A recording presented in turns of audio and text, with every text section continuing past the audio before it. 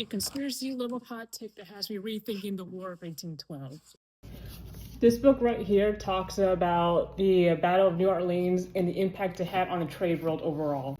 After the 7-Year War, or the French and Indian War, France had to cede their territory east of the Mississippi River to Great Britain. However, west of the Mississippi River, all the way to the Great Rocky Mountains in Canada, was secretly ceded to Spain to keep it out of the British hands.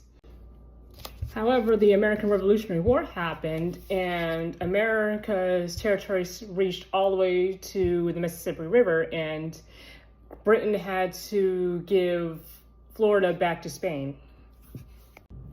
So when it came to trade in New Orleans, America was at Spain's mercy because Spain controlled the surrounding territory. The purpose of the Louisiana Purchase during the Jefferson administration: New Orleans and the Floridas must be part of the United States either by purchase or by conquest. There were a lot of behind-the-scenes correspondence between American ministers in Spain, France, and Great Britain talking about New Orleans. Secretary of the State James Madison asked Charles Pinckney, who was minister to the court of Spain, what he could find out about this international intrigue. Opinions and reports have prevailed that some part of the Spanish possessions, including New Orleans and the mouth of the Mississippi, have been transferred to France. Oh my gosh, this is one of the reasons why I hate strategy games. Then this goes into detail about the Haitian Revolutionary War and Napoleon's failed attempt to reestablish French colony in America. After watching the French fail, let's switch gears to Great Britain. There was a lot of buildup and reason for the War of 1812, but for the sake of this topic, which is the New Orleans, I'm just going to say that once the War of 1812 happened, there was a lot of miscommunication and stalling tactics because the Americans called for an armistice numerous times, but the British were always declining or, like I said, stalling. Quick food for thought: if you go up the Mississippi River into the Great Lakes area and then into the Atlantic Ocean, America, that part of America is basically an island.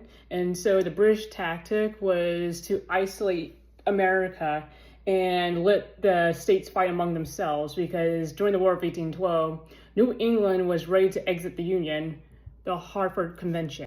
You had the Battle of Lake Erie, which was an American victory by Oliver Hazard Perry, and so the Americans controlled that part of the region.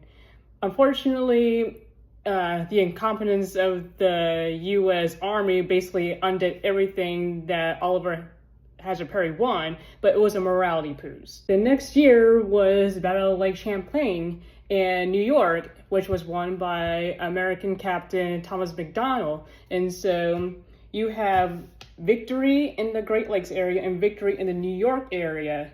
And so that whole region was secure by the Americans. Can't forget Fort McHenry in the Baltimore Harbor, so that's where the Americans got the Star Spangled Banner written by Francis Scott Key.